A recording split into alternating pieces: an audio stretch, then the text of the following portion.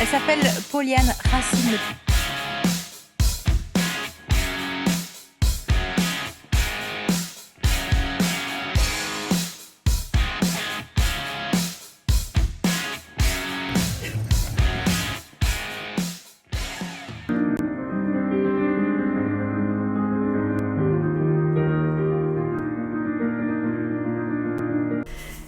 Hello tout le monde, j'espère que vous allez toutes et tous très très bien. On se retrouve dans un nouvel épisode de podcast et aujourd'hui je suis super contente parce que j'ai un nouveau micro.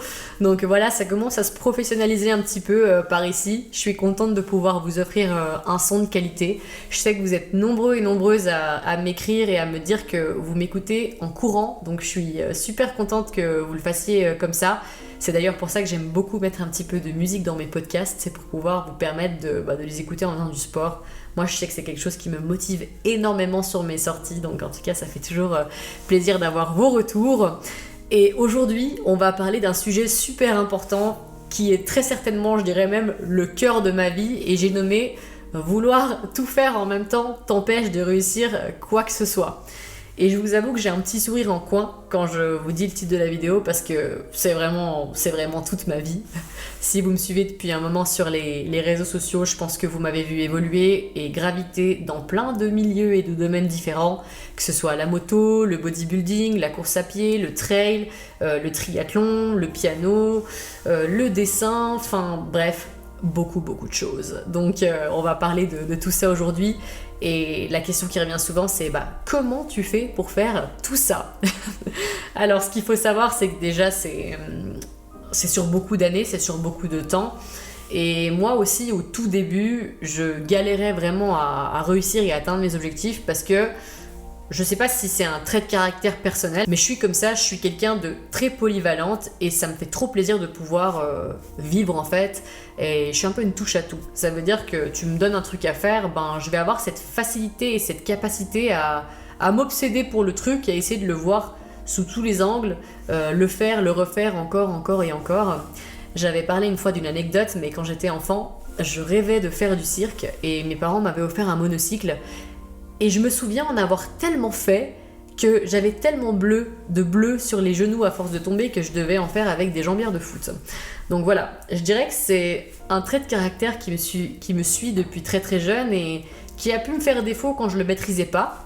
Mais là, petit à petit, maintenant que j'arrive à y voir plus clair, j'ai envie de vous transmettre 5 axes sur lesquels travailler pour pouvoir atteindre vos objectifs. Déjà, la première clé que j'ai envie de te transmettre, et qui est très certainement la plus simple, c'est de savoir ce que tu veux vraiment.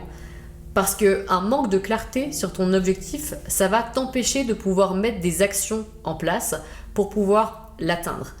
La recette magique n'existe pas, malheureusement dans ce podcast, je vais pas te donner un truc pour te dire ça va se faire tout seul et tu n'auras plus qu'à le cueillir. Non. C'est beaucoup de travail et j'aime énormément le livre de Darren Hardy sur l'effet cumulé qui nous montre à quel point la moindre de nos petites actions va avoir une conséquence sur du long terme. En fait, il faut vraiment voir ton objectif comme le fait de construire une maison. T'empiles pile par brique et même les petites choses les plus insignifiantes, elles vont avoir leur importance. C'est comme dans une perte de poids quand je vous parle des 3 piliers fondamentaux et je vous dis le sport, la nutrition et la récupération, c'est des outils qui sont bien pour pouvoir atteindre votre objectif. C'est pas en le faisant une fois qu'il va se passer quelque chose, mais c'est en le faisant justement des centaines, des milliers de fois et en se disant surtout c'est quelque chose que je veux pour ma vie et que je suis capable de garder sur du long terme.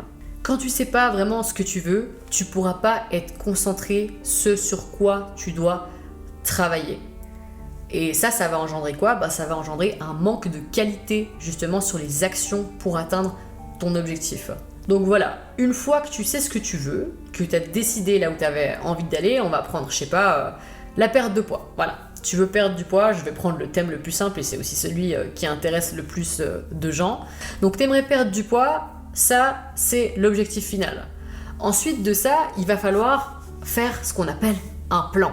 Et surtout dans ce plan, ce qui va être important, c'est de découper toutes les petites étapes que tu vas faire jusqu'à l'obtention de ton résultat final. J'aime bien l'image de la maison parce que concrètement, c'est ça. Je veux dire, on n'a pas une maison en claquant des doigts, mais il va d'abord falloir faire ce qu'on appelle les fondations, ensuite les murs, ensuite l'isolation, après la pose des fenêtres. C'est vraiment étape par étape qu'on commence à voir la réalisation qui se fait. Pour votre corps physique, c'est pareil. Le but, ça va pas être de tout faire en même temps, mais de découper cet objectif. Et si dans un premier temps, vous êtes complètement sédentaire, la première étape, ça sera déjà de ne plus l'être et d'aller marcher par exemple.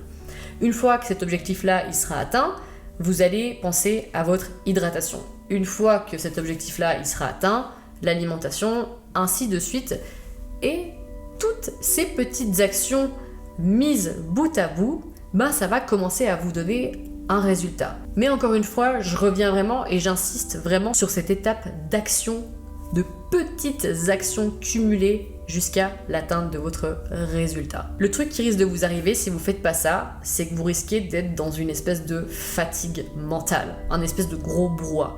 Et souvent, par exemple professionnellement, ça peut vous mener au burn-out ou à une dépression. Et croyez-moi, je sais de quoi je parle parce que j'en ai déjà fait plusieurs dans ma jeunesse. Je pense même que j'en ai fait dans mon enfance.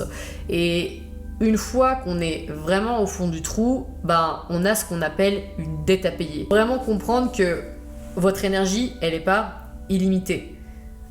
J'en avais parlé dans mon podcast sur la course à pied où je vous disais que moi, j'avais tout fait pour pouvoir repousser mes propres standards et faire en sorte justement que courir un 10 km, ça devienne facile pour moi. Facile dans le sens, pas en mode faire une grosse perf, mais me dire, si là maintenant je décide de mettre mes baskets et que je vais courir, je peux taper un 10 kg sans problème. Et en fait, ça aussi, encore une fois, c'est juste le cumul de toutes les fois où je suis partie courir. À force de le faire, petit à petit, d'abord c'était 2 km, puis 3, puis 4, puis 5, et un jour on est arrivé à 10. Et en fait, c'est vraiment qu'une question d'action répétée. Ça fait beaucoup de fois le mot répété, mais c'est important de comprendre que ça ne vient pas du jour au lendemain et que tout se cultive. Parce que concrètement parlant, passer d'une activité à une autre comme ça, et parfois c'est des choses qui n'ont rien à voir. Moi je connais des personnes qui ont un job super prenant, qui à côté font de la gymnastique, qui encore à côté ont envie de voir leurs amis, qui encore à côté ont envie de perdre du poids, et en fait au bout d'un moment, il n'y a rien qui va ensemble. Donc essayez aussi d'avoir des activités, des actions qui sont en corrélation avec votre objectif final. Parce que sinon, concrètement, vous allez être épuisé mentalement, vous allez être vidé et en fait, vous allez juste rien faire de concret. En étape numéro 3, on va parler des distractions. C'est ces petites choses en fait qui vous retardent à chaque fois dans l'atteinte de votre objectif et qui vous empêchent de rester concentré. J'avais utilisé cet exemple dans un précédent podcast, mais si vous avez envie d'apprendre à jouer de la guitare et que le premier truc que vous faites en rentrant, c'est allumer la télévision, c'est bien dommage parce que au lieu de regarder la télé pendant 3 heures, vous pourriez très bien jouer 1 heure de la guitare et regarder 2 heures la télévision. Vous auriez quand même consacré du temps à votre objectif. Donc essayez vraiment de vous faciliter l'accès à ce dont vous avez envie de faire grandir. Vous avez envie de commencer la course à pied, c'est très simple, mettez vos baskets devant la porte, préparez vos affaires en avance, comme ça vous êtes sûr de ne pas échapper à votre entraînement. Vous êtes au travail, vous voulez faire du fit, prenez vos affaires avec vous et ne faites pas un détour par la maison. C'est tellement trop facile d'être appelé par le canapé quand on rentre le soir et de se dire finalement j'irai demain. Je pense qu'on connaît tous cette phrase, je le ferai demain, je le ferai plus tard. Au final, les jours, les mois, les semaines passent et on n'a toujours rien fait. Le fait d'éliminer certaines distractions, ça va t'aider aussi à mettre des priorités. L'absence de priorité, si tu mets pas une forme de hiérarchie dans tes actions, en fait au final tu vas accorder du temps à des choses qui sont pas si importantes que ça. La 4e chose que j'ai envie de partager avec toi, c'est l'importance de prendre du plaisir dans ce que tu fais. Dans le sens où si tu le fais pas pour toi et que tu le fais pour les autres, par exemple, que tu veux perdre du poids parce que tu as envie de plaire et que tu te trouves moche, concrètement parlant, ou trop gros ou trop grosse ou que sais-je, en fait, tu tiendras pas dans le temps. Donc c'est vraiment hyper important dans tout ce que tu fais, dans toutes les actions que tu vas mettre en place, d'y trouver quand même une notion de plaisir. Et il y a vraiment cette question à se poser quand tu le fais, c'est ok, est-ce que je le fais pour moi ou est-ce que je le fais pour les autres ?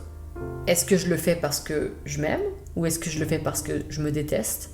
Est-ce que je le fais pour une bonne ou est-ce que je le fais pour une mauvaise raison?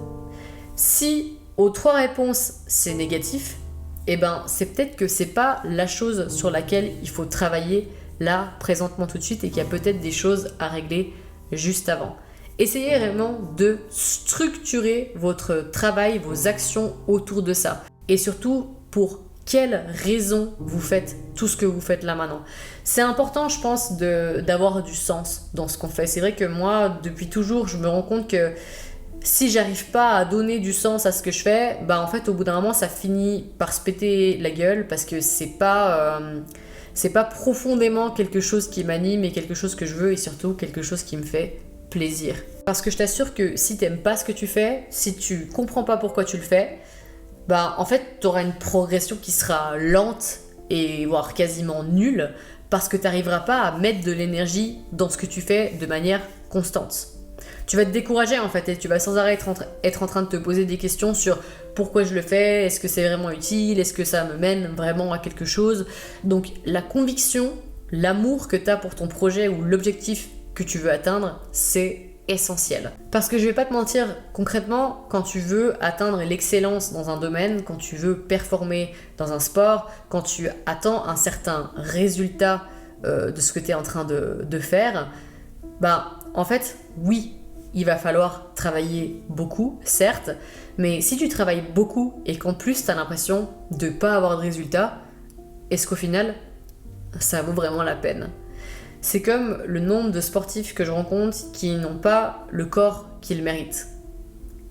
Est-ce qu'au final, si ces personnes-là n'ont pas le corps qu'elles méritent, est-ce que c'est pas animé par des mauvaises intentions qui font qu'au final, ça foire à chaque fois? Je vous laisse réfléchir à ça parce que je pense que c'est vraiment important.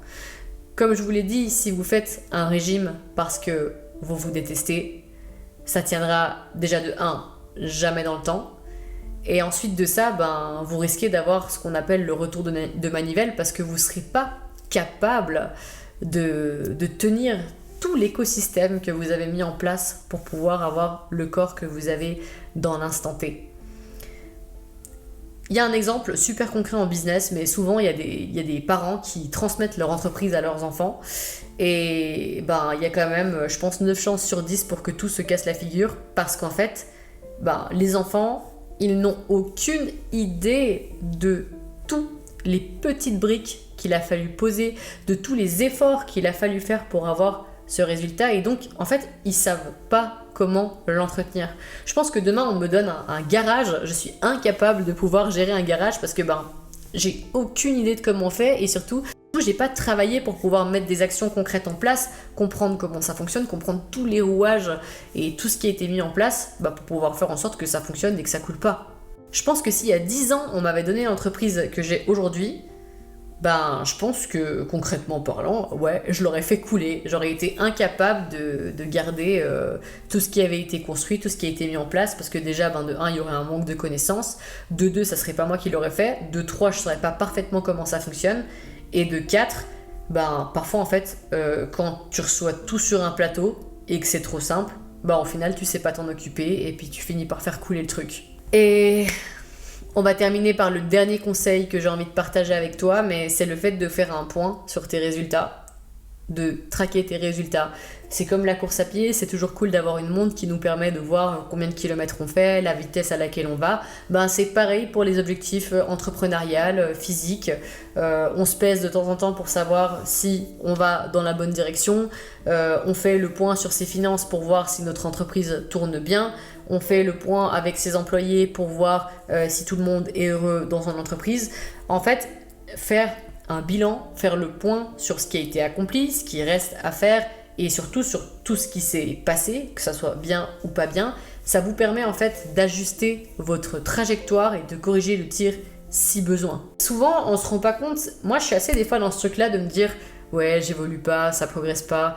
Mais en fait, si je me pose avec une feuille et que je m'assois à une table et que je commence à lister tout ce que j'ai entrepris, tout ce que j'ai fait, tout ce que j'ai réalisé toutes ces dernières années, en fait, il y a tellement de choses et parfois c'est des petites choses insignifiantes. Et c'est ça qu'il faut voir aussi. Parce qu'encore une fois, des fois on est tellement exigeant en termes de résultats alors que parfois il vaut mieux une progression moins rapide mais constante sur des années et sur des mois qui vont vous donner un résultat significatif plutôt qu'un résultat rapide que vous n'allez pas savoir garder.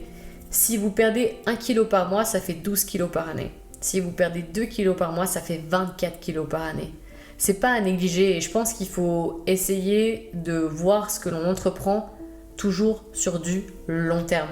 Moi je suis comme ça, quand je commence quelque chose, même si peut-être qu'un jour ça va me quitter ou ça va me lasser et je vais passer à autre chose, j'ai besoin de pouvoir projeter ma vision sur du long terme. Si je me projette pas sur du long terme, ça sert à rien, je vais abandonner parce que je vais me dire mais en fait pourquoi tout ça pour 2 semaines quoi, enfin, ça vaut pas la peine.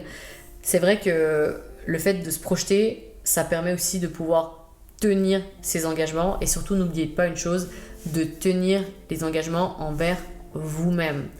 D'où l'importance, encore une fois, de faire les choses pour soi et pas pour les autres. J'espère en tout cas que cet épisode de podcast vous aura plu. N'hésitez pas à me dire en commentaire, vous, dans quel domaine vous avez envie de progresser et peut-être si vous galérez un peu. Ça m'intéresse toujours de savoir un petit peu vos parcours, où vous en êtes. C'est vrai que j'adore vous lire, donc vraiment n'hésitez pas à me faire part de votre expérience. J'espère en tout cas que cet épisode vous aura plu, que le son aussi vous aura plu également. Et puis écoutez, on se dit à la prochaine, dans une prochaine vidéo ou un prochain épisode de podcast. Bye bye les amis.